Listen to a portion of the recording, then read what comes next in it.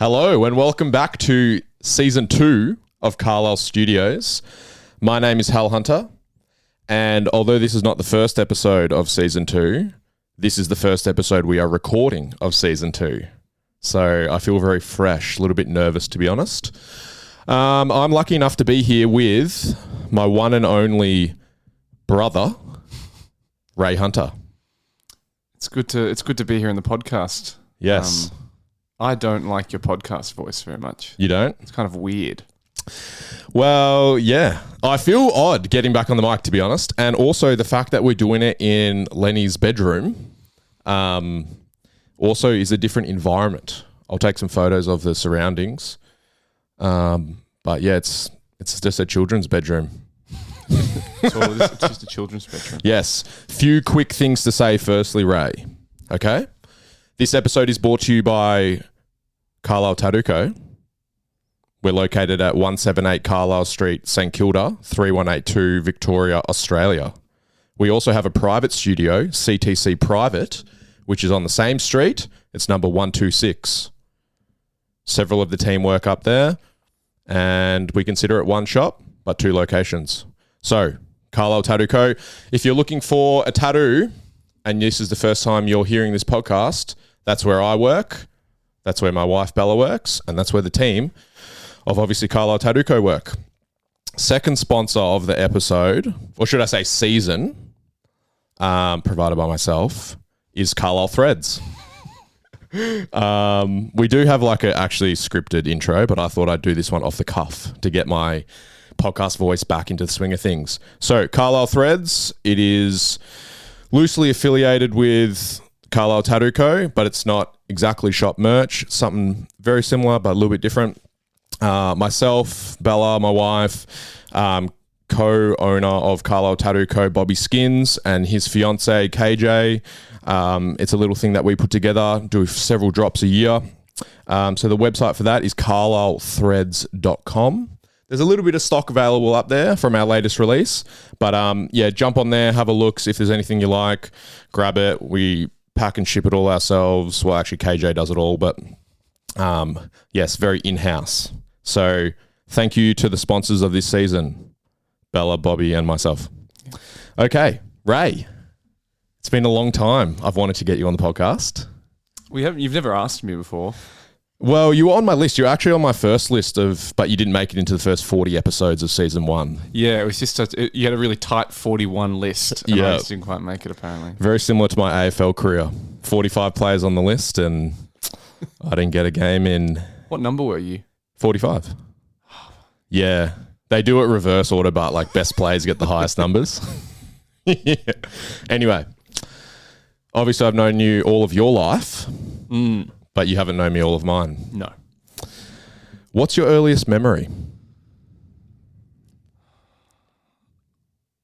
Of you? In general. In general? In general. It doesn't have to be about me. This is your episode. I don't know. I don't think but how can you tell what's a memory and what's something that your mum said 50 times? Like, mum's told me 1,000 times about how I used to pretend to read books to people. And I don't know if that's true because I don't remember. I was 3. Yeah, okay. So you don't have an early memory? No, I have memories of like you. I remember once we were on the trampoline fighting or something. And my memory of the first time I actually ever hurt you instead of the other way around. Okay. I can't remember what happened. I just remember being like, you were upset. Yeah.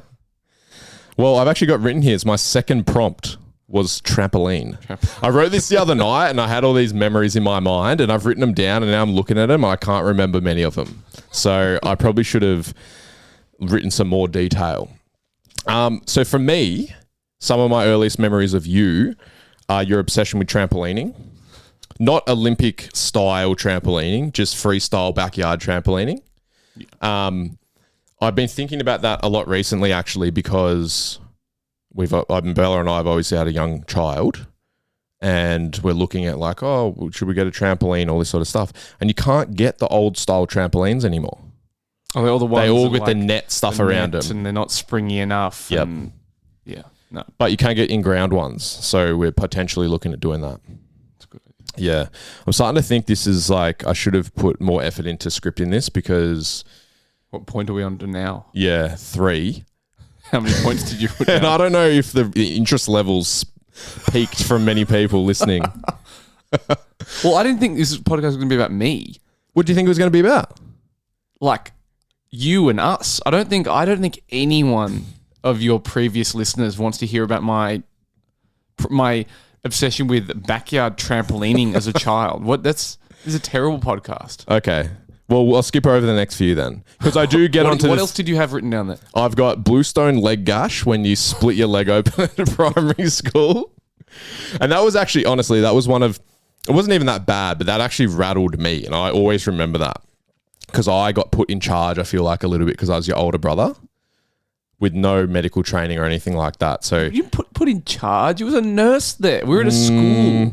I'm not sure. Anyway, the other memories were when you split your head open surfing. Do you remember that? Yeah. And then I jumped into the board. yes. When you crashed my motorbike. Why did you think? Oh, yeah, okay. All your memories of me is getting injured? Do you have any good memories? There's a lot of them. There's a lot of them. The other one was when you slammed that glass door and my hand went through it. That was that the first time I ever had to look after you? That was the first time Mum and Dad ever left us alone at home. I had to go get stitches in my hand. Yep.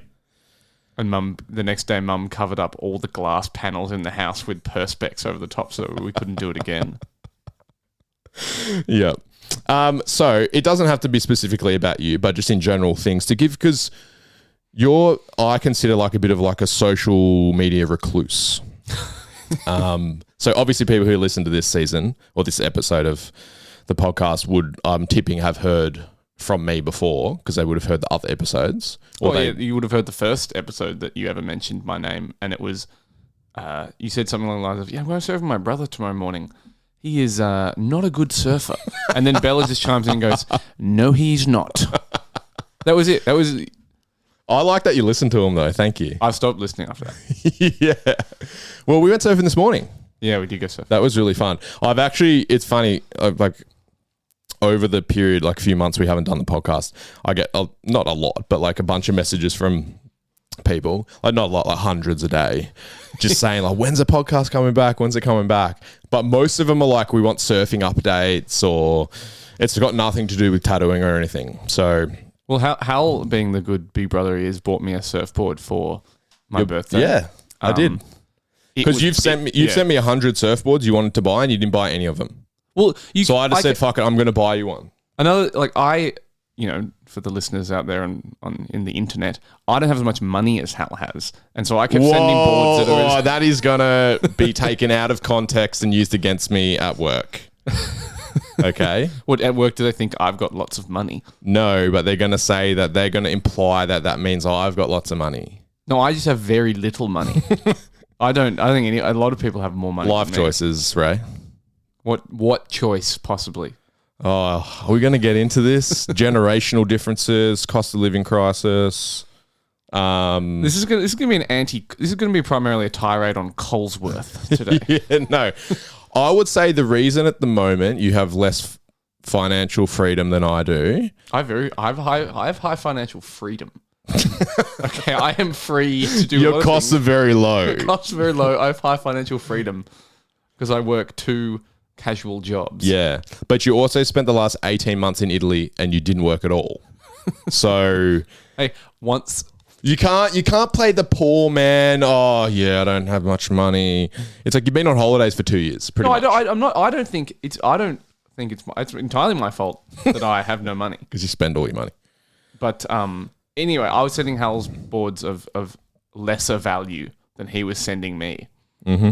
Ultimately, he bought me a board because he was sick of me sending him like $100 boards that were in like on Facebook envelope. Yeah, split in half, been repaired professionally by me. I'm the professional. Yeah, but again though, like very Hal way, he bought me the board, but it was broken and had no fins, and I had to go get it repaired. Which ultimately cost me. The cost of all of that would be less than like a new surfboard. Yeah, which I was never going to buy. No, but it would have been less than any of like a good options. Anyway, I guess like, yeah, take what you will from what we've said, but I bought my brother a surfboard for his birthday. We went surfing this morning. So your first time using it. What do you think? It was very good. You got a few waves. It was good. Got a few waves. Yeah. There's a seal out there. Yeah, it freaked me out immediately when we get out there. Because we paddled out at like regular listeners would know that I love like a dawn patrol very early because less crowd, obviously. In tribute to Eddie Eichhow. We paddled out. There was one guy out, and he actually paddled out in the pitch black. We couldn't even see the waves, and he was paddling out. Yeah, confident. I like it. And we got out there, and literally as we got out there, there's a big like splashing around in the water, and he goes, "Yeah, I think it's a seal," and I was like, "Oh, so you haven't seen it actually yet?" And yeah, it was all right. We stayed out there. We saw it throwing fish around eventually, so it was actually pretty cool. The old guy then said, "Good to have a few more sets of legs around," which it's a seal, you said. But, but when there's seals around, there's definitely never sharks. No. It was a good surf this morning. The first hour was good, and then it got busy, and I'm notoriously underconfident when there's more than 5 people surfing near us. I'm terrified of running into people while surfing, which wasn't... It's kind of validated today by the fact that Hal almost ran into me because he didn't see me. That was more so the sun, because the sun's coming up, looking at, and when you're going down the line, directly in your eyes, and it was causing a little bit drama in the lineup, wasn't it? Oh, yeah. Yeah. So we had a good surf, new surfboard. That's, I guess, the update on what we did today. I've got a few things written here, and I want you to elaborate on them. I want people to, oh, this is Ray, my brother, the guy who's got a few tats and they might see around occasionally. But so cycling, big part of your life for a period of time? It's still a big part of my life. Bicycle riding, not motorcycling. Motorcycling was a very brief part of my life that I bought 2 motorcycles of which I've never got my license. But yeah, so cycling, Brunswick Junior Track. Yes, yeah. When I was younger, I actually rode bicycles. Rode track cycling, which is fun. But then on the velodrome. That's why track cycling is the velodrome. But then kind of stopped for a period of time, much like Hal. I played a lot of football. Yep. I would say I was equally as talented, but significantly less motivated. That's a good way to describe it, actually. Some would say more talented, but I've never heard that. Yeah. Okay. Yeah. But yeah, then when I was graduating high school, Hal had just been dishonorably discharged from the Essendon Football Club and had the ankle mobility of a 90-year-old. So we had to pick a sport to do together that he could do. Yep. And we ultimately picked cycling because our dad was into cycling a bit as well because he had he had the knees of a 90-year-old as well. Yep. And then Hal told me, I think I was still in high school. Hal was like, "Oh, there's this sick race overseas. I reckon we should go do it. We'd be really good at it." It's called the Red Hook Criterium, which is it's effectively using track bikes designed for the velodrome, but you ride them on the street and you do like a short circuit. I'm not sure if you've ever explained this before. I've not really explained. I haven't talked much about cycling on here, to be honest. Oh God, it's like a short 1 kilometer circuit. You do like the 20 laps or whatever. 20 laps, about an hour long race, and it's but you have no brakes. You got to slow down by putting pressure back and forward on the pedals. Sounds very complicated, but like if you're into cycling, it makes sense. Yeah. But it's more importantly, it's obscure and it's considered to be dangerous in a sense, but like not really. It's not like it's not. It's not actually any more dangerous than just normal cycling, but it was considered to be dangerous. Yeah. So yeah, you did Brunswick Junior Track, then stepped away for a bit to pursue the football. We'll get into the footy in a little bit, but yeah, then I guess that was like one of the catalysts for our family cycling apparel brand, Hunter Bros Cycling, which we when did we end that? 21? Yep, 2021 maybe. The social media is still up for that, Hunter Bros, BROS Cycling. If you can go on there, there's some really embarrassing photos of us on there. Yeah, a lot of things maybe I wouldn't do now that are still on there. So if you want to go Why look at wouldn't that. you? I would do everything again. What, the red latex, dog collar, You were the one with the BDSM suit photo shoot that we did? That was your idea. I know. And then you brought it in. You're like, I've got this sick latex suit. You should wear it. Yeah, I just got it. It was just, I just had it at home. So, no, that was like, I think a lot of people enjoyed it and stuff, but ultimately I'm saying I probably wouldn't do it again because the ultimate aim was to sell apparel. And I think a lot of the things we did sort of really solidified people's appreciation for the brand in a core group. But then outside of that, it probably like turned a lot of people away from the brand. So from a business mindset of like, you know, appealing to the masses, trying to, you know, sell as much stuff as you can, we definitely made some choices that didn't give us the best result. But I think ultimately when we walked away from the brand, we walked away having sort of no regrets because we did actually do everything we wanted to do. Does that make sense? Do you agree with that? Yeah, I agree that I just don't think from a business perspective it's worth looking at it because it wasn't a brand designed to make money. It was a brand designed to sort of like facilitate us racing and traveling overseas. Mm-hmm. If we wanted to make money, we would have just quit, not done the brand and just got normal jobs. Yeah. That's true. Like we worked, how many years did we work? 8 years? And we did for 8 years. You didn't get paid anything. And I got paid for the last 6 months. No, but it did pay for us to go overseas 2 or 3 times a year. Yeah. As a family, I guess like our hobby was cycling as a family. So it paid for all of that, bikes, whatever, you know? So again, like, yeah, but I would have loved it to make $1 million a year. Yeah, I'm sure you would have as well. Dad would every 6 months, Dad would like get his notebook out and be like, I just reckon Nike's going to give us a call someday and just be like, you boys love what you're doing. Well, we did. Yeah. There was a lot of like interest from, I guess, like the marketing side of it. Because that's really all it was, to be honest. But yeah, maybe too progressive for the time. I don't want to say that because it sounds like a little bit cocky or whatever, but there definitely was like, maybe it was definitely like not mainstream. Yeah. I just don't think I think we ultimately failed at appealing to the number one demographic, which would be, you know, middle-aged to older age men who live in the south side of Melbourne. Yeah. And I don't know if we really nailed that one. We got like so much traction from like 16 to 25-year-old kids who have no money. Yeah. Really silly when you're selling like $400 cycling apparel. Premium cycling apparel is quite expensive for anyone who knows. So, yeah, it's not like just a casual purchase for a lot of people. Yeah. But, yeah, I would love to talk to Dad about it. So a lot of people have actually asked about doing a Hunter Brothers discussion on the podcast. We'll see how this one goes, how much interest people have in this episode, whether people turn it off after like 5 minutes. We get a lot of messages like, I can't believe we didn't get to hear about Ray's trampolining. Yeah. Oh, and the time you cut your leg on the blue stone. Oh, God. Well, Hal had to go into action mode, apparently. Yeah. So I think one of the reasons I look back fondly on the cycling time of our life was that all through from school, essentially, we played football and you play in your age division. So I'm 4.5 years older than you. So we never, ever competed in any sport together. But then when you get into cycling, once you get over the age of, is it 23? Yeah, but it's pretty much 18.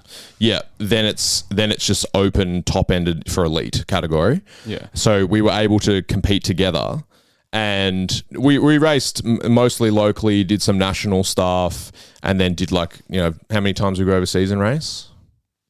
7 or 8 times maybe. And that was like, as a family, that was a really good experience. We got to travel, which we didn't do as kids. As everyone on this podcast has heard, just the one holiday to New Zealand as a kid for us as a family. But yeah, it gave us the opportunity to go overseas several times to places we wanted to go: New York, London. No, we didn't go to London. Milan was where we went. Yeah. China, Korea. So yeah, and some of those places were places we would never have chosen to go, but we had the opportunity. So yeah, I would say like unique experience. and also gave us the ability to take along some friends who rode with us on racing our team and stuff like that. Which was, I look back now, I guess, like as a father, I'm a lot more mature, Ray. And it's like, that experience that we had with our dad is obviously not very unique. It's not that common. Yeah. And I'm really grateful for that. So thank you for allowing me to do that with you. I think I would look back on it fondly because you were it was just a fun period of time where you were incredibly motivated to do it. Mm-hmm. And we had, a core group of like us and our, mostly your friends. Mostly my friends. They're actually all my friends. Yes. We had a team of Harry and Ferg and Martin, and they were just also 100% committed to it. But also we actually enjoyed spending time with them additionally. Like now I struggle, like I still ride bikes occasionally. And I still work in a bike shop, so I still like am surrounded by it. But I really struggle now that it's like people are like, oh, why don't you ride much? And it's like, oh, well, none of my friends ride their bikes anymore. Yeah, lack of community. Yeah. And that was the thing. It was, it was very time consuming. That ultimately was one of the reasons why I've stepped away from it. But yeah, really good community. And I guess it exposes you to like a lot of different demographics all come into cycling, which you don't really like. There were a lot of people I met through cycling, spent a lot of time with them, but outside of cycling, there would have been no way we would have ever crossed over. So yeah, and Melbourne, I've always thought is one of the best cycling cities in the world. Not necessarily for infrastructure, but for culture. Group rides, community events, racing. There was a period of time pre-COVID where if you wanted to race local criteriums, which is you're on a road bike, like circuit racing, essentially, you could race, and you race track on the velodrome, you could race 7 days a week. Yeah. And for someone like, it's good, I think. These are just local clubs, Brunswick Cycling Club, Hawthorn Cycling Club. Like if you're racing A grade elite and you're winning, like you could make several hundred to few $1,000s a week if you win every race. So it's actually like, I don't think you could make that much money. Yeah. What? A grade was paying out like, $150 to $250. No, it wasn't. Yes, they were. You win like $35 at Hawthorn. No, mate. You go race Sandown and stuff. Yeah. Maybe you didn't win many races. I definitely didn't. That's probably why. I won one race in A grade ever. Track paid fuck all. Well, track stopped paying by the end. Yeah, well, that's because not many people were going. Yeah. I might actually try and cash those winnings in. Hey, Dave. Yeah. But anyway, it wasn't about the money, but yeah, just if you were into cycling and competing, whereas like for, coming from a really, really structured season of football for us where, one game per week, really structured season, I thought it was like quite fun going like, cool, do I want to race tonight? Do I want to do whatever? So anyway, yeah, I guess that's the first time I've shouted out the Melbourne cycling community. It will probably be the last, I imagine. Yeah. We could go on for it. It was a massive part of our lives. There would be a lot of people who... It was also very intense. Like we didn't... I don't know. You used to think I was like a party animal and wasn't committed to... I was like the... I still think that. Yeah, well, I am now. But... I was like the one in my friendship group, like the joke was always like, oh, Ray's got to go home by 10 o'clock, which I just shot myself in the foot so many times. I'd be like, oh, going for a ride with Hal at 5 a.m. tomorrow morning. I really want to go to this party tonight. So I'll go until 11, but like get really drunk really early so I can go home at 11 and then just be really hungover in the morning. And then I wouldn't have a good time at the party and you'd be annoyed at me in the morning. You'd be like, I heard you come home pretty late last night, mate. We were living together at the time as well. And also, I knew you could tell when I got home because Cuddy, your dog, would bark if anyone made any noise in the house or opened the front door. Yeah. There's a part of me and a part of a lot of other people that think I really like roped you into doing a lot of these things. Similar to the surfing. Like this morning, I said, we'll leave here at like 6:15 and I woke you up at what time? Hal woke me up at 4 a.m. this morning with both the dogs jumping on the bed and then he looks at me, he goes, "You don't have to get up yet." It's like, I know I don't have to get up. Like the baby wasn't even up yet. Hal was just up. Yeah. I'm motivated. I was excited. But I think to a degree you didn't rope me in because I was complicit. Yeah, you did. But I would never push myself to that limit without you. So you could thank me for that. I could. Yeah, on the podcast. Thank you. Yeah. I actually was talking to Ferg, one of the other riders the other day, and he said the same thing. He was like, oh, some friends wanted him to race, and he was like, oh, like, I guess I could get up and do the trainer and stuff. He's like, the reality is, I'm not going to do that if Hal's not there to tell me to do it. Wow. So. I like that you've waited to drop it on the podcast to tell me that. I saw him like last week. I haven't seen you since then. I haven't seen Ferg in ages. Not that I'd try to see him. So You're driving past his house. He's not home. Yeah. All right, moving back in time. Junior footy, school footy. You played at Fitzroy Junior Football Club. Yeah, footy. Yeah.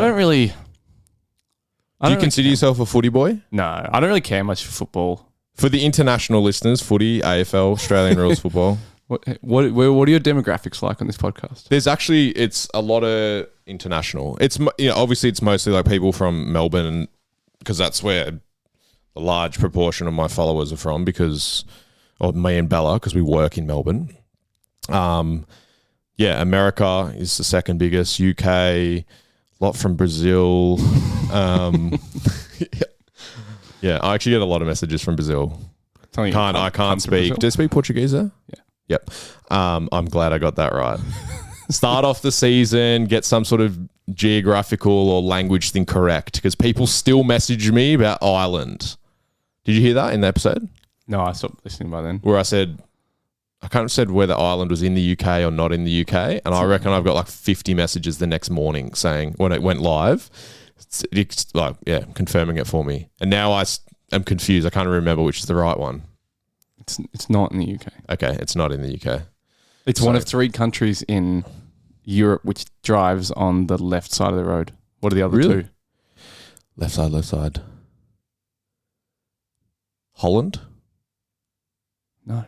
No? No. That was a guess. And, okay. Left side of the road. The UK? No, in the EU. Oh, in the EU, but not... Okay. After Brexit. After Brexit, yeah. Were you pro-Brexit or anti-Brexit? We said we weren't going to bring up the political discussions on here. The answer is Cyprus and Malta. Okay, 2 countries I would not have. I actually watched... This is... I don't even know where I should bring this up, but I watched a documentary a while back on... what's the country that borders Cyprus? No, there's like 2. There's like Greek Cyprus and Turkish Cyprus. That's it. But in the middle of them, yeah, there's a distance between the 2 borders, and it's like you can technically go there, but there's no governing body and there's no laws and stuff like that. And it falls on what used to be a really popular holiday town. And apparently it's very odd to go there because it was like one of the best holiday destinations, and obviously you can't work there. There's no jobs and shit. You can't live there and shit. Anyway, yeah, I'll probably wrong on that as well. Someone will message me and say, you just talk about things you actually know about. So school footy? Yeah, school footy was, I don't know, I don't really care. I don't think about football much. Okay. I had a great time. I enjoyed playing football. Mm-hmm. It was fairly good at it. It was fun, but I don't know. I just never enjoyed it. Like I enjoyed it, but it never like motivated me that much. Yeah. When it came to football, not the same way that you were. Yeah. I think probably because you had kind of done everything in front of me, that it didn't seem like this thing. Like, I just can't wait to do this. I can't wait to do that. I was like, oh well, Hal had already done that. Yeah, okay. Yeah, because I think like being a footballer was very much my identity. And I really wanted that. Like it was from a young age, it was like I had certain goals within football, and that's what I was driven to do. And then at what age did you pick football over academia?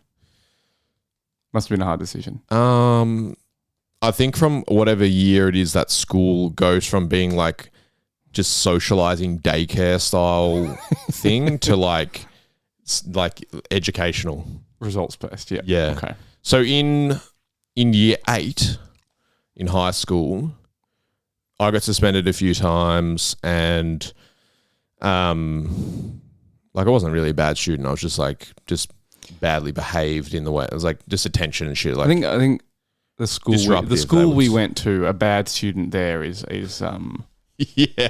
not that bad. It was just I was disruptive and stuff. But I look back now and I'm like, I understand all the reasons why. Wasn't interested in what we were doing, like and I don't know if this is a thing. So again, I'm probably just talking fucking rubbish.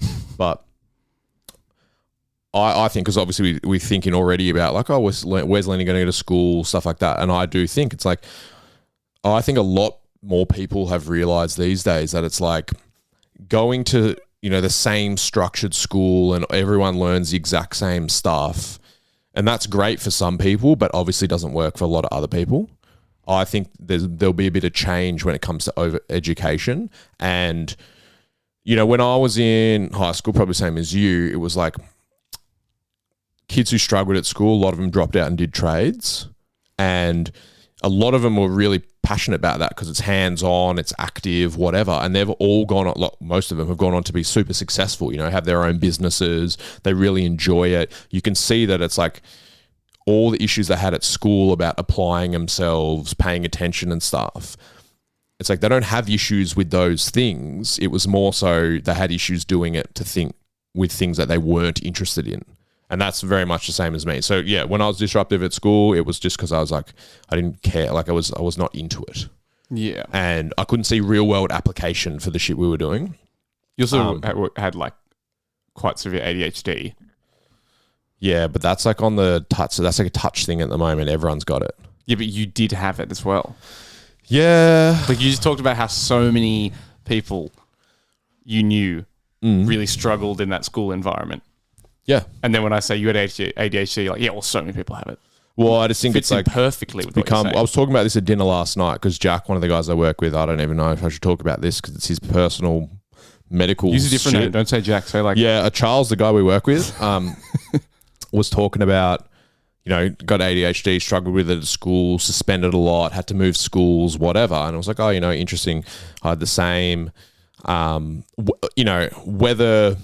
And Jack described it really interesting, or Charles described it a really interesting way, that, because I said, it's interesting, like everyone now says, oh, I've gone to the doctor and they say I've got ADHD, and because I don't know, I feel like there's a portion of those people who it's a bit trendy or whatever to say that.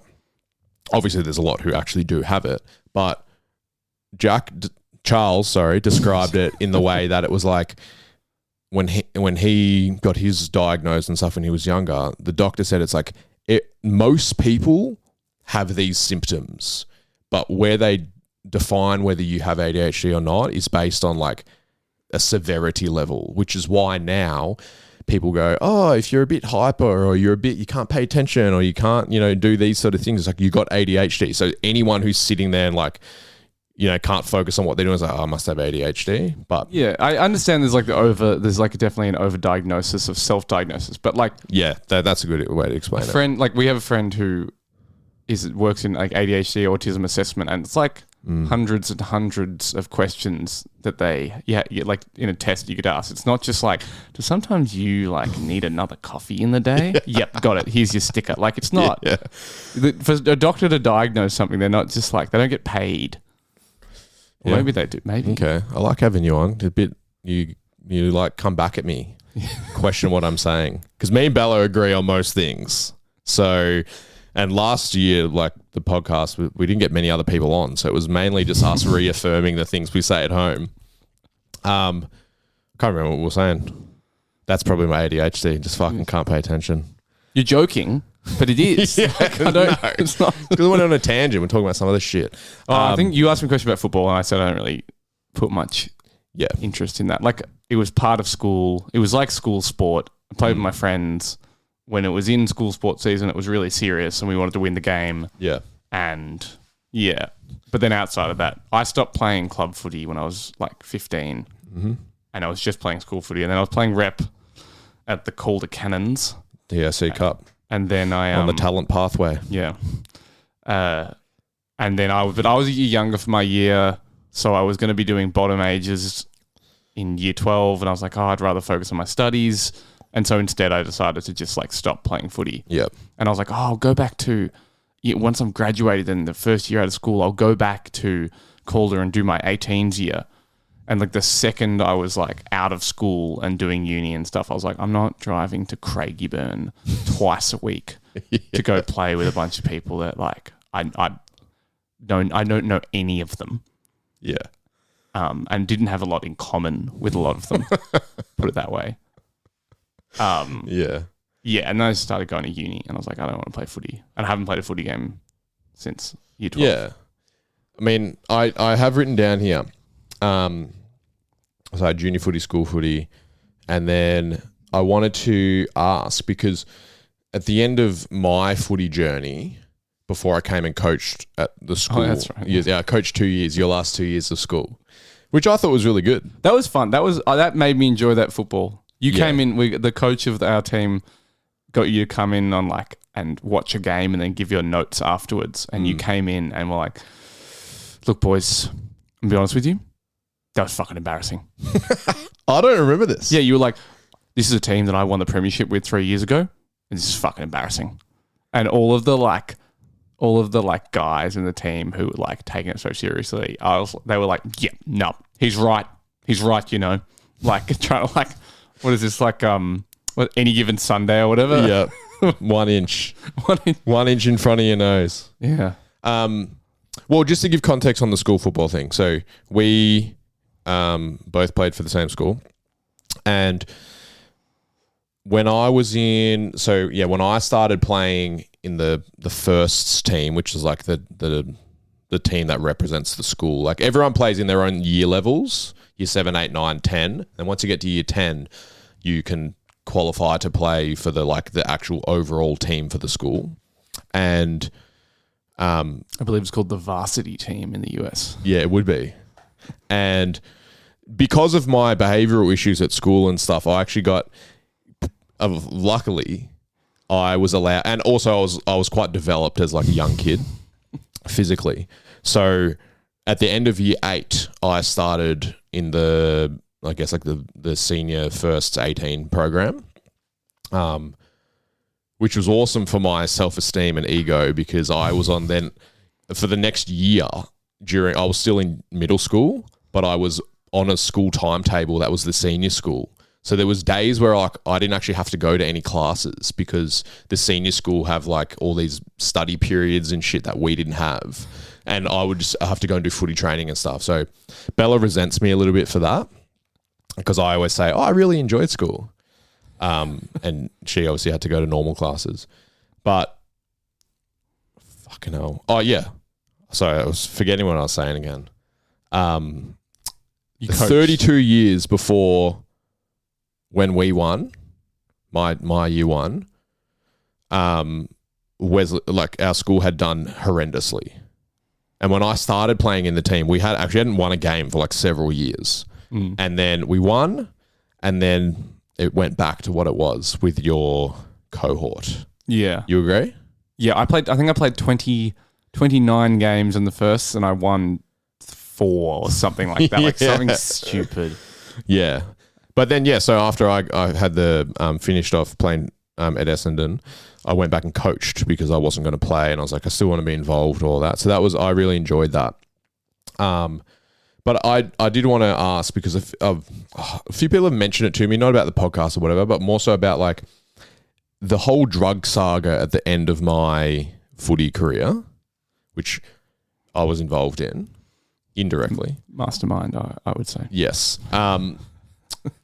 I remember there was like the school had to have a few meetings with our parents and stuff about like teachers, because obviously that like your teachers, a lot of them had taught me, and it was very publicized what was going on with the club I was playing at.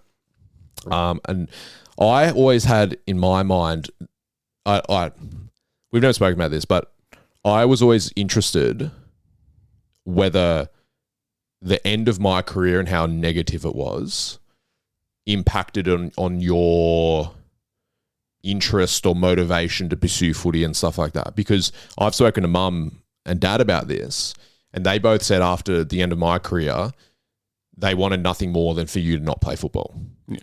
So I don't know whether that translated across or not. They definitely didn't influence me. But the way that your experience at the club, like not even just the drug stuff, didn't in no way made me want to be like, oh, so I've got to go do a whole season of 18s football and work incredibly hard to maybe get the chance to go do something which sounds pretty shit. Like I couldn't believe how unprofessional that of a professional sports club or the AFL clubs seem to be kind of run like. Well, I've only got the experience from the one. Yeah, I know. But they are described often as like big, small businesses. Yeah. But the perception is they're the same as, you know, these billion-dollar clubs in other international sports, you know? Yeah. And that's just not the reality. Yeah. I think ultimately I was never as motivated as you, and so I don't think it took much for me to be like, oh, okay, I'm not going to do that anymore. Yeah, okay. But no, in the end of when you stopped playing Essendon, it wasn't too bad. It was the year following that where we were engaged in a legal battle with Essendon, which that took a bit of a toll. Probably typified by my 18th birthday, where I came home from school and I had to sit downstairs quietly because your Four Corners interview had run long and you were filming upstairs, and mum and dad were also being filmed. And then afterwards, mum was supposed to drive me to go rock climbing with my friends, and by the time we got there, they were finished.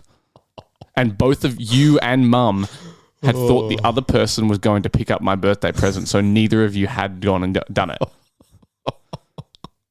And I actually don't. That's funny, but also fucked. I feel so bad about I don't that. actually hold any resentment for it because I don't, our family doesn't put a whole lot of weight on on arbitrary dates and all this stuff. But yeah, that was.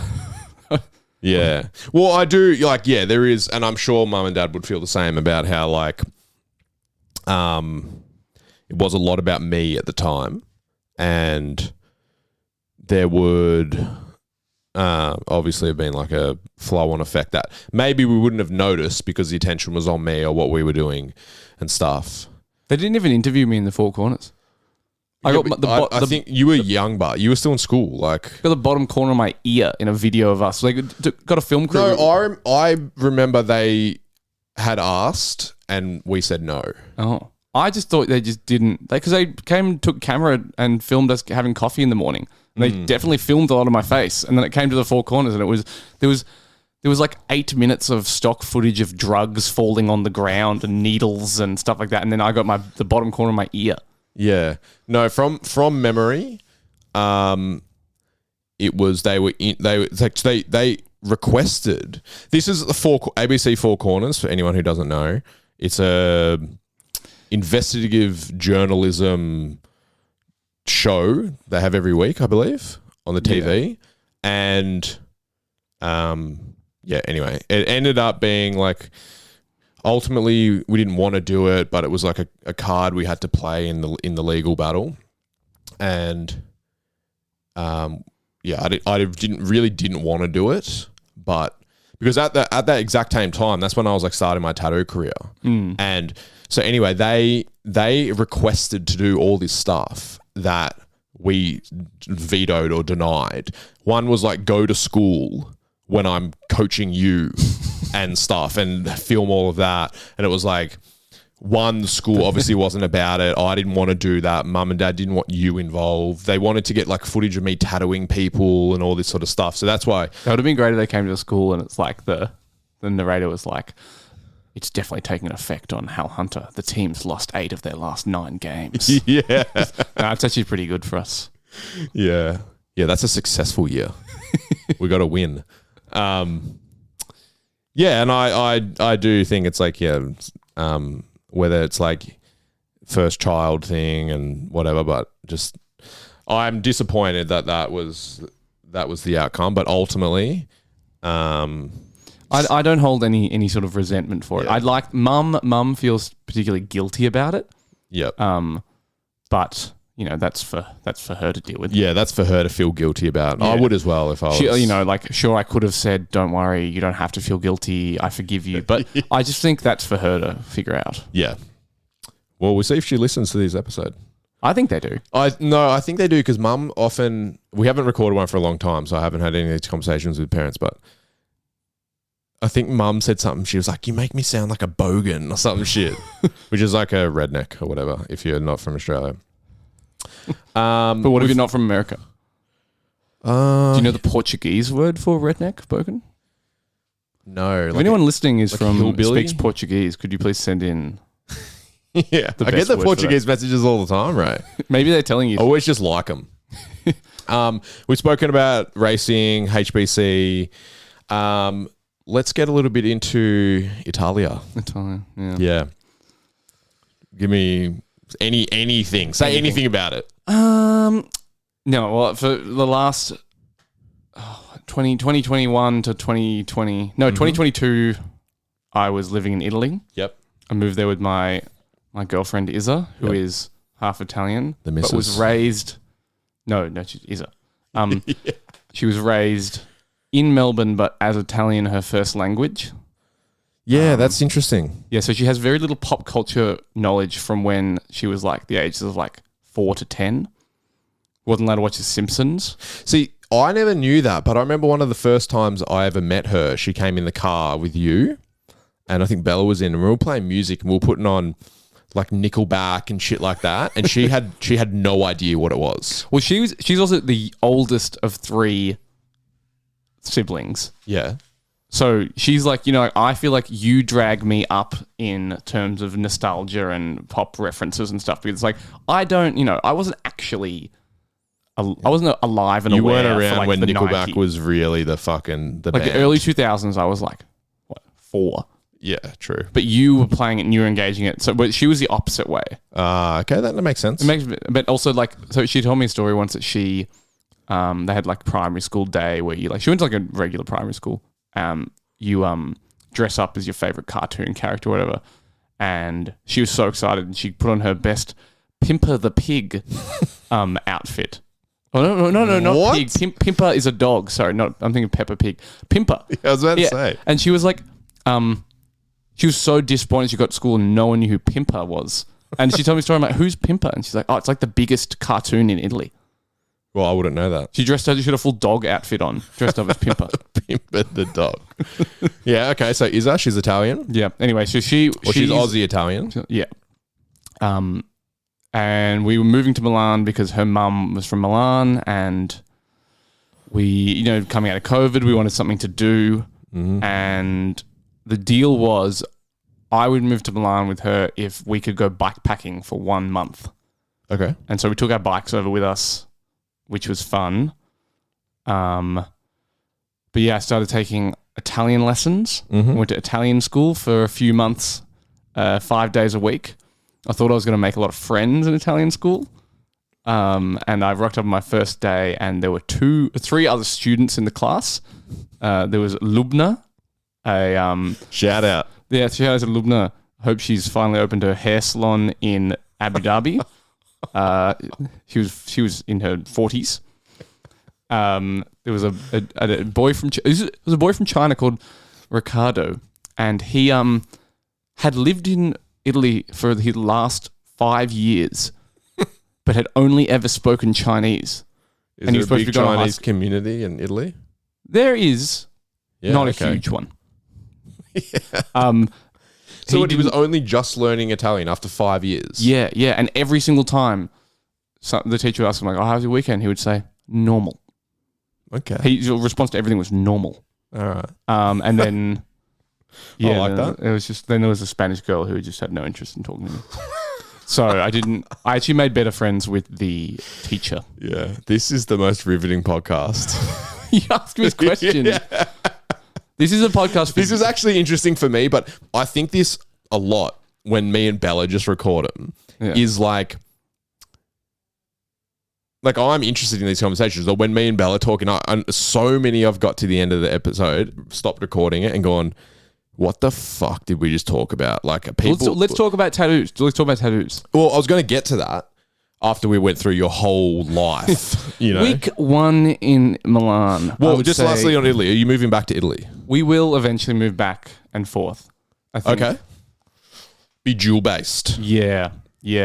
I know. I think it would be a waste of my time to have learnt Italian and enjoy the culture and stuff, and then just be like, it's cool. Let's go back to Melbourne. I really liked Italy. 2 main issues. I know what your issues are already. Yeah. And first one is you got sick of eating pizza and pasta within like 3 or 4 days. Mm-hmm. And I was like, what? I know it sounds stupid, but a lot of people made us go to an Indian restaurant. It was terrible.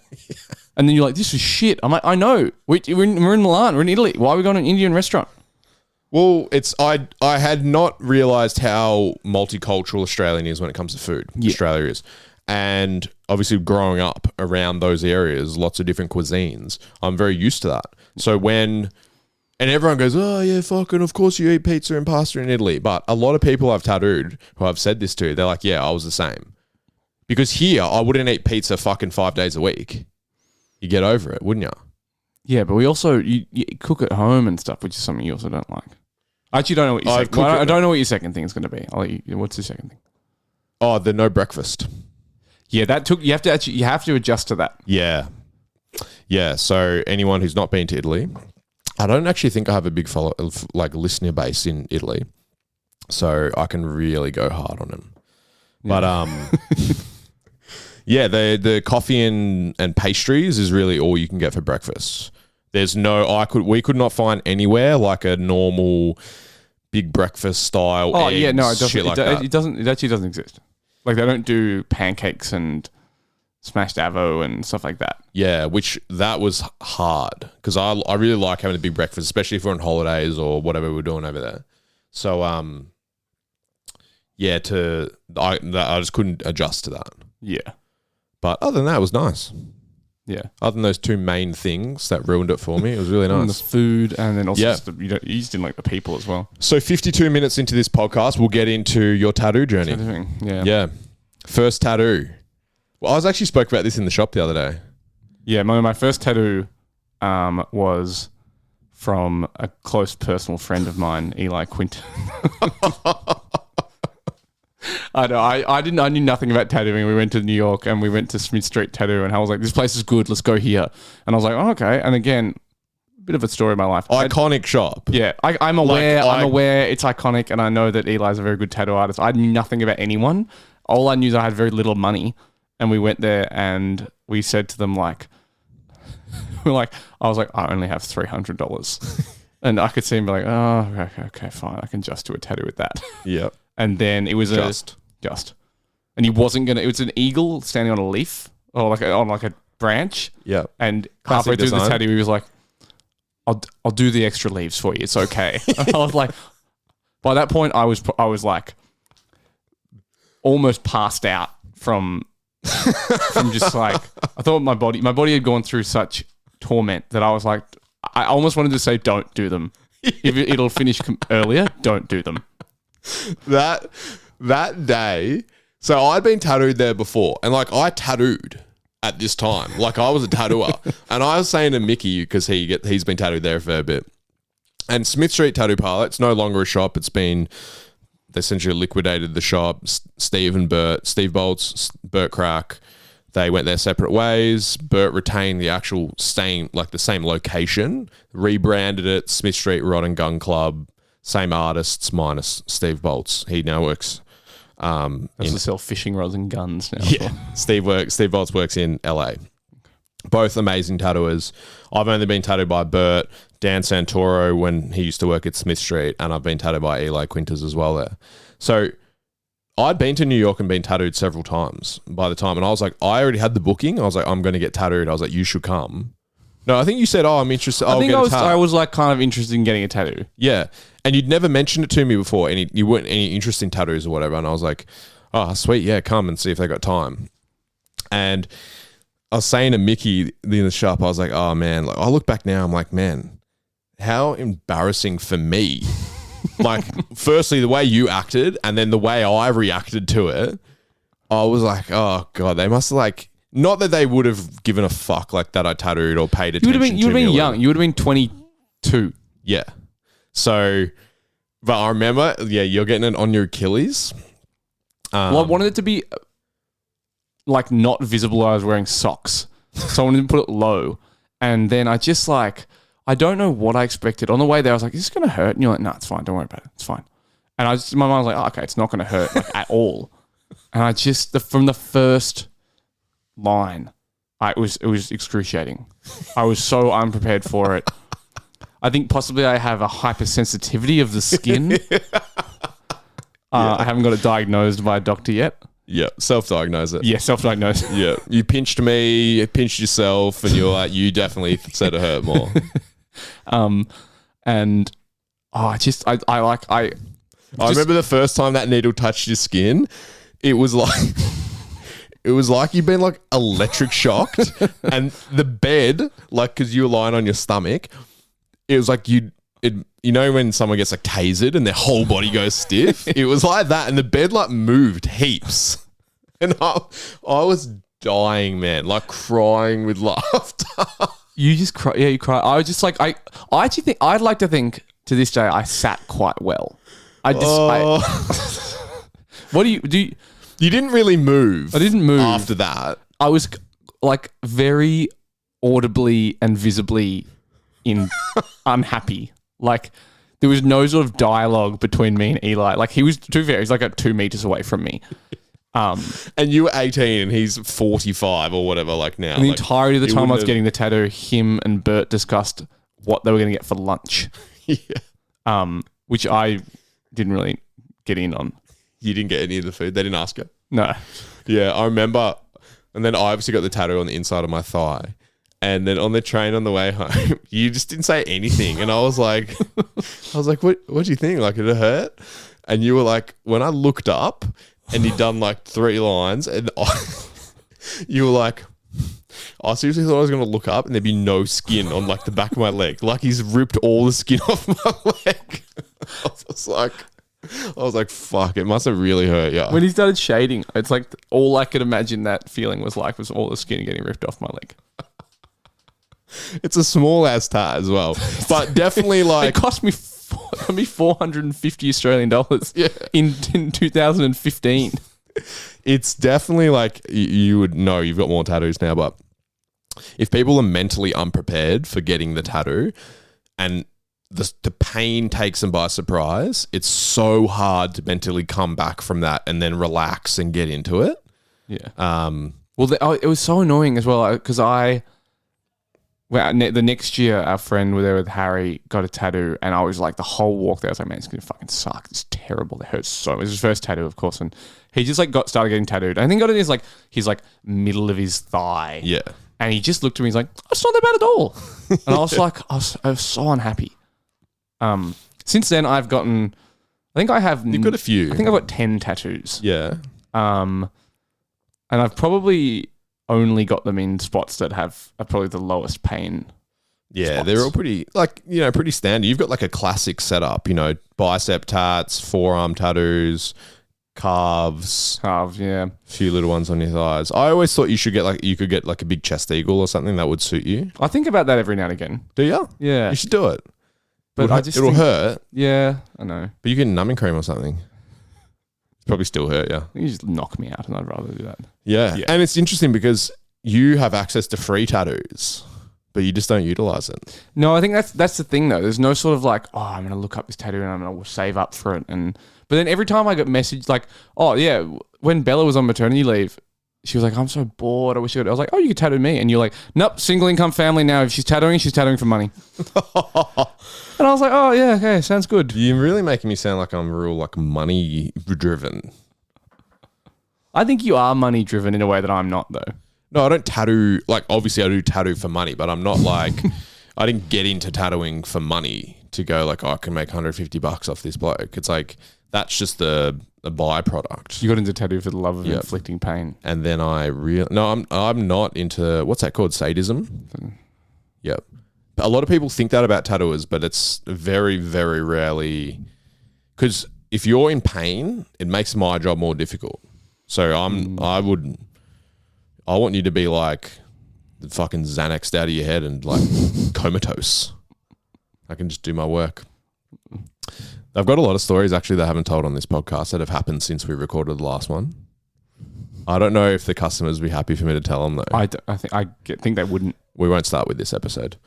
So that's pretty much the extent of your tattooing journey, isn't it? Well, yeah, I think everything else since then has been pretty unremarkable.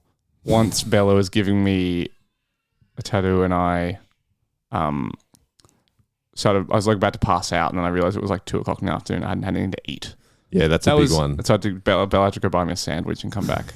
Yeah. But other than that, there was one time you had to talk me out of, when you did the crawling pants from my leg, you had to talk me out of doing Rastafarian coloured claws. I don't know why. On that day, I was like, it'd be so sick. And you're like, no, it won't. And some days I think you were right. And some days I was like, that'd be kind of cool. Live there. You're saying the claw marks, which are always marks. done in red if you're getting colour, or like grey if you're doing black and grey. I think probably long-term, good idea to not have done that. Last thing, Ray, because we've just ticked over the hour, 49 seconds. Oh, until we take our intermission and really come back to it. Yeah. This is going to be like a 5-part episode. I was listening to a podcast the other day. I won't say what it is because I'm a big fan of it, but this might come across negative. It's by a guy I'm a big fan of, and his guest I'm a very big fan of. It's a big podcast, so they probably won't be listening to this and getting upset. But so it's like it goes for. I'm listening to it for an hour, hour and 5 minutes or something, and it goes, "Yep, cool, thanks for coming on." All this. Then 10 seconds later, like they do like an outro. 10 seconds later, it comes back and like, just so we're here doing this. It goes for another 2 hours. So I didn't listen to it. I was like, I thought it was done. There's nothing. I don't need to hear anything more. So luckily our listeners don't ever have to have that issue. No, I think probably an hour is a good idea. I think we've already made a podcast that's not super mass appeal interesting. Yeah, I'm going to put it up and say like, skip through to these bits. This is where we talk about all these different things and you can skip through and listen. We did the reverse order as well. We probably should have started with tattoos. No, that's because we keep them... We go like, I'll say we talk about tattooing and then they never hear it until the last 5 minutes and they go, they've listened to the whole episode. Yeah. Ray X Bags. Tell people about it. So when I was living in Milan and I didn't have a job, but my girlfriend did have a job. Yep. I needed something to do. Other than Italian school? Yeah. Well, they only went to like 1 in the afternoon. And so I bought a sewing machine. I've could sew in the past. I've sewn some stuff. And I started making bags, messenger style bags, and eventually I guess I came back to Melbourne, and then I started doing internship, which is a 1 day a week internship at this sort of like upcycling bag company called Into Carry, and then From there, I had like a really lovely mentor, Isabella, who like helped me with all this stuff. And from there, I started making more and more bags. And then... Like not backpacks, like messenger bags. Kind of shoulder bags. Yeah. What are they called? I just call them messenger bags. Messenger bags, okay. Just stick with that. And then one day, my girlfriend is always like, can you make me a bag? I'll design it. And she like wanted me to sort of embroider on these flower decals and the sewing machine, which is Mum's old sewing machine. Well, it's not her old one. Now it is because I have it. Yeah. But you can like do letters and stuff on it. And so anyway, Isa designed this bag, and then I posted it on my Instagram and stuff, and people seemed to like it. And then I was like, maybe I'll make a brand from this one day. And I got home from work one afternoon, and Isa and her sister were like, so we've changed the Instagram name, deleted all the shit photos on there, and we've made a TikTok, and we've made a TikTok and posted it. And it's called Ray X Bags, and we've made a logo. Also, that's because you're very like not a social media guy. No, I hate posting anything on social media. Yeah, and I really like that, and I feel like a lot of your friends are like that. Like you go on their account, they got 12 followers, 0 posts. You know what I mean? And it's like coming from a life where social media is like a massive part of it, whether I want it to be or not, it has to be. And for you and your cohort to almost like do the opposite to that, I view that as I envy that a lot, which is ironic that I'm making you record this podcast right now. I think that you've managed to move past it, but we both have a deep seated trauma of having to run the Hunter Brothers Instagram for years on end. Just like every day I had an alarm at 7 o'clock to post a photo. We posted probably 5 to 7 posts a week. Yeah. Plus before you could stories. schedule posts. Yeah. And so after finishing the brand, I hate doing any social media. So the deal was with Izza that I would make the bags and she would run the admin and the social media, which is feel a bit bad for her now for agreeing to that deal because she has now learned how to sew and helps me out quite a lot with the bags. Yeah. And I do not do any social media. I'm still sticking to my part of the deal. You're like the true artist at the core of it. I would say tortured artist? No, but maybe. Maybe tortured from social media. Yeah. You're that person who's like, you create something that's really unique and well made and all this sort of stuff. And someone's like, oh, you could make millions selling this. And you're like, oh, what do I have to do? Oh, you just got to post like one photo every few days, like reply to a few emails, whatever. And you're like, nah, fuck that. Which I respect. Yeah. Maybe that's like you're the elusive artist. It's more interesting. Well, at the moment we've got like a 300-person email list to try, wanting to get a bag, and that's impressive. You put up 5 photos. That's about it, really. So that's really good. I think I've only made like 40 bags or something. Yeah. But what would you call it? Is like the epitome of like slow fashion. Yeah. Like at the moment, like it takes an unbelievably. I'm so time inefficient. Like, I made a run of like 5 larger messenger bags, so they had like a fit a computer and water. It's like we called them like a uni bag, and I think I calculated the end of it. I paid myself like $8 an hour for my labor or something. But would you rather earn $8 an hour sweeping floors at McDonald's or $8 an hour making bags? I think you make a lot more than that working at McDonald's. I don't know. I've never worked there, but I assume that's what they. I think I very much like working for myself. Yeah. I really enjoy working on my own schedule, but I think it's a long-term project. Hopefully, I can see it progressing to be multi-billion company. Probably not. Yeah, but multi-million, $100 million. Yeah, I think that's feasible. No, I actually do. I do really enjoy sewing. I enjoy just like doing and making stuff. Yep. So to be able to eventually make some money at the end of it's pretty good. I had a friend ask me what you were doing a few months ago, and I was like, "Oh, he's makes bags, like he does sewing." He goes, "Mate, you two have the weirdest jobs." He's like, "Me and my brother, we're both fucking chippies," and he's like, "You tattoo with your wife, and your brother sews bags." And I was like, "Yeah, I guess it is different." What did you do before that? Oh, we sold niche cycling apparel. Yeah, we rode bikes together as a job. Yeah, no, that's really cool. So what is it? Ray X Bags? Ray X Bags. Yeah, bags with a Z. Oh, yeah, I didn't even notice that. Well, Ray Bags was taken. Ray Bags with a Z was taken. Don't promote their other ones. They don't sell it now. They're kind of weird. Oh, really? Yeah. But I always find that weird. You look up like a name of something that would obviously be a brand name, something clothing or whatever, and some random has it as like their. They got like one post from 2008 or something. Yeah, Ray X Bags on Instagram and TikTok. Yeah. TikTok's where you get. Yeah. I don't fully understand it, but all you had to do was learn the dances, and they post the videos for you. Is that Savage Dance still popular? I don't know, but I wouldn't know. No, my girlfriend's younger sister Lulu, she is our TikTok person. Yeah, I don't. It goes well. It's very. I'm actually quite upset because you put it's like very DIY, low effort. It's like on TikTok. Whereas like when we were doing Hunter Brothers stuff, it was like the ideal video is something that would be shot on like $20,000 of camera equipment. Yeah, which makes you think. But then I also think, when back to the Hunter Brothers, there would have been a lot of brands who, like, we were taking a lot of photos or videos and stuff for our socials, just like content, like we just had a camera, we'd take photos, edit them to be fuck all. Whereas there would be other brands who I think who would have envied that ease, where because they had to get models, they had to, organize photo shoots, all this sort of shit. Whereas because it was you and me and Dad doing it all, and we were there and we just modeled our own stuff, it was a lot easier. Very DIY game. Yeah, little I know it was primarily just due to financial scarcity. Yeah, but we also, I enjoyed it. Anyway, we've been through that. So Ray X Bags. Yep. Yeah, you're really promoting it. I like that. Yeah. You want me to... If we'll see how many people follow you, that'll be how many people got to the end of this episode.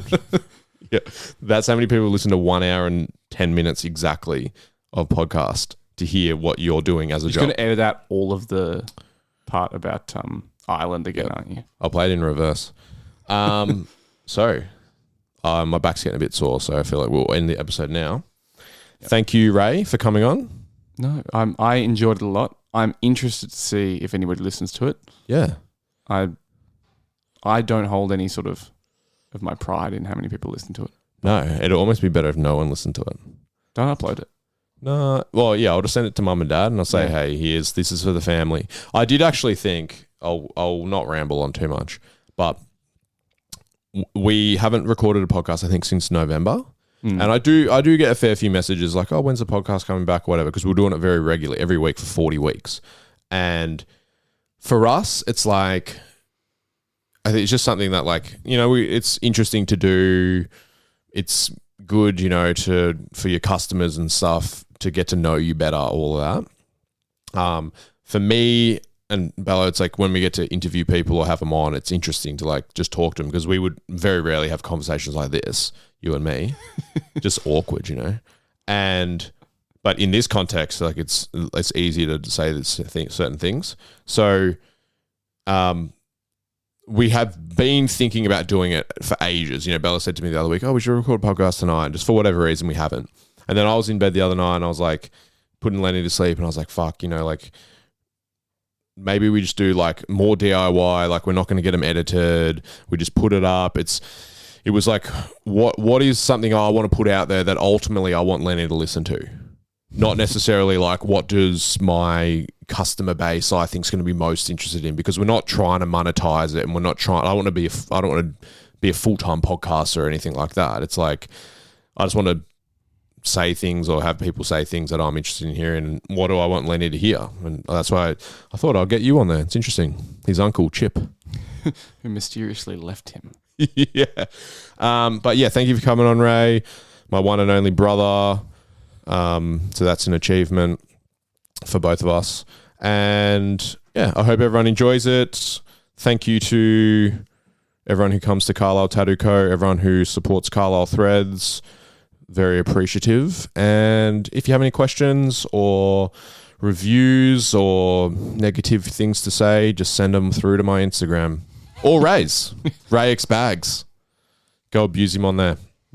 Don't, because Lulu just looks at the messages. Thank you.